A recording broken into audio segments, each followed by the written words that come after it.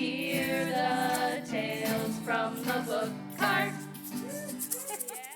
Hey there, neighbor hiver. My name's Amanda. Welcome into this super sweet episode of Tales from the Book Cart. Let's cozy in, soak up the warmth of the sunshine, and feel the buzz of a special book called Big Bad Beeple Bumps. Are you ready to read along with me? Terrific. Let's begin.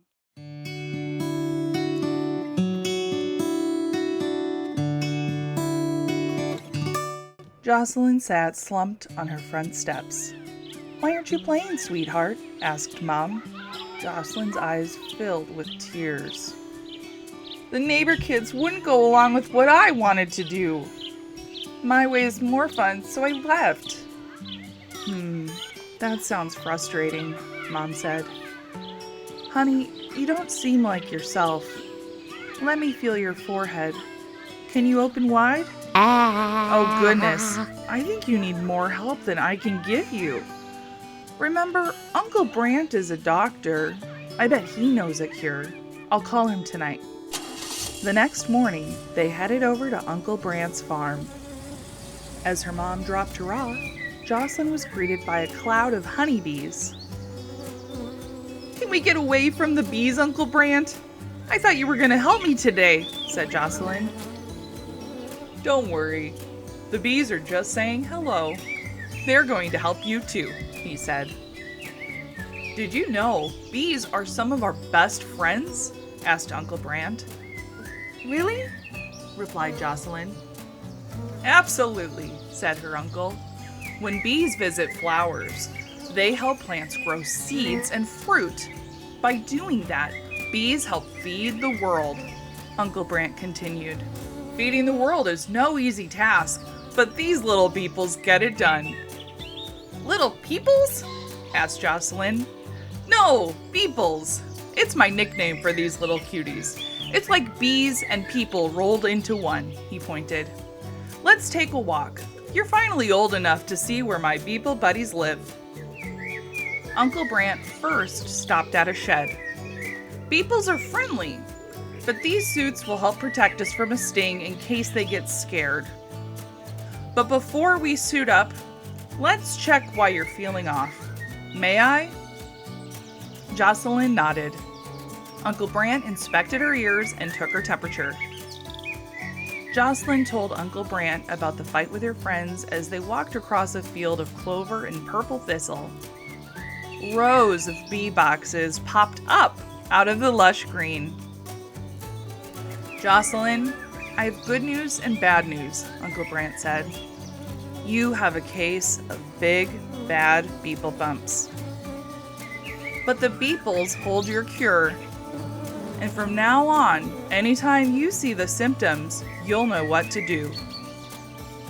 He gently opened the top of a bee box and pulled out a frame holding golden honeycomb and buzzing bees.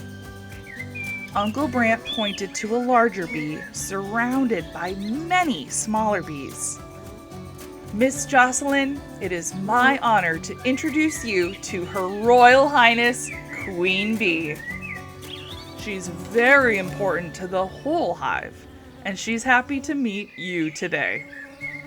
"Wow," Jocelyn said. She wasn't quite sure what to say to a queen, so she continued, "It's a pleasure to meet you." Jocelyn took a closer look. "What about the other bees? Are they important too?" "Oh yes, the entire hive works together," said Uncle Brant. "Some of our beeple friends have different jobs, but each job is important." "Bees have jobs?" Jocelyn asked. "Absolutely. The honey isn't going to make itself." Uncle Brant pointed to a wildflower patch. "Some of the beeples forage over there for food. Others look after the hive. They care for the young, clean up, and of course, make honey. The beeples all cooperate. By getting along, they help the whole world." Uncle Brant pulled an empty glass jar and a tool from his bag. He scraped a sheet of beeswax off the top of the comb, revealing the bee's hidden treasure. golden ribbons of honey cascaded into the jar. "I'm doing this in a way that won't hurt the Beeples," he said, "because their lives aren't easy. Sometimes the hive is harmed by diseases. And the way that some big farms grow their crops makes it hard for bees to find enough healthy food." Jocelyn frowned. "Beeples sure have lots of problems. What can I do to help?" "Great question," said Uncle Brant. "There's much we can do to make the world better. Bad things happen, but no matter what, the Beeples keep working together. When something goes wrong, we can follow their example and all work together. When we help take care of others, we help ourselves too. It's the best way to cure the big, bad Beeple bumps." The next morning, Jocelyn bounced into the kitchen. She noticed a moving truck across the street. 2 little girls sat slumped out front. "Mom," she said, "I think our new neighbors have big, bad Beeple bumps. Can I go help them feel better?" Jocelyn and her mother packed a picnic basket with snacks. They put a jar of Uncle Brant's honey on top and carried it across the street. "My name is Jocelyn." She gave her new neighbors a big grin. "I'm here to tell you everything about Beeples. Then maybe we can all figure out what to play." The natural world around us has so much hidden wisdom for us to explore and discover, which is why I am so thrilled for the moment we've all been waiting for our journey deep inside the hive. I'm here with expert beekeeper, chef, and founder of Bear Honey, Dustin Vaness. Come on, kids. So what we're doing today is we're going to take a look at the hives, and I want to show you a little bit about how bees live, how to be safe around bees so that you're not as scared of bees and bees aren't as scared of you. So follow me, we'll take a look inside a hive. So we can come down here to the entrance first and we'll take a look at what these bees are doing here. So on the entrance to this hive, you can see that there are mini bees that are just kind of like hanging out at the entrance. Part of with bees is they have different jobs throughout their life cycle, just like you will throughout your life. They start off and they just hang out with their mom, the queen. And when they first hatch out and they become a bee, they will just take care of their mom the whole time. A little bit different than what you guys do at home. So let's take a look inside. One thing we do when we work with bees is we use smoke. And the reason that we do that is because bees talk to each other in several different ways. One of the ways that they talk to each other is with smell. And bees, honeybees in particular, if they sting us, they die. Their stinger gets pulled out and then they die. So we don't want them to sting us, and they don't want to sting us, they don't want to die. And so when we're going inside their hive, we want to make sure that we're creating a big smelly atmosphere around them so that they can't talk to each other. Inside the hive, we have what are called frames. This is what we as beekeepers put inside the hive so that the bees can draw their wax comb and create their honey on.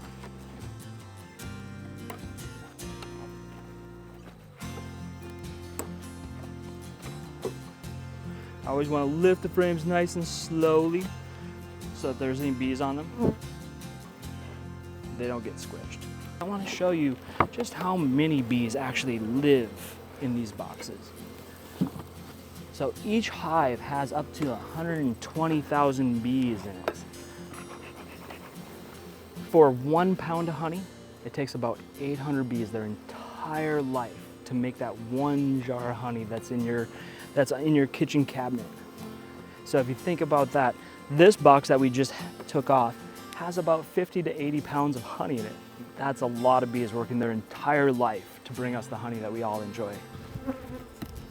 So this is a box that we set up to make what's called comb honey. And so if you think of like going to the farmer's market where rather than a jar of honey, you get a chunk of honey.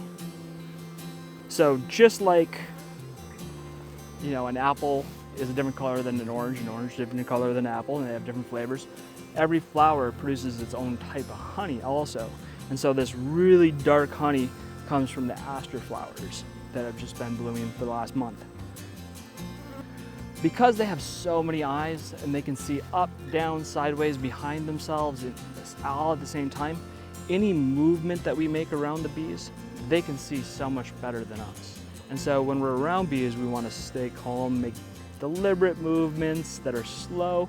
We don't want to be erratic and flail our arms or run away from the bees or run at them or swat at them, because they can see that as being aggressive and dangerous, and that's when you're going to be more likely to be stuck. Where if we can just stay calm, you know, these bees will land right on our hands sometimes, take a lick, be like, "You're not a flower," and then fly off back to their hives. This is Dustin Vanas, beekeeper for Bear Honey, signing off.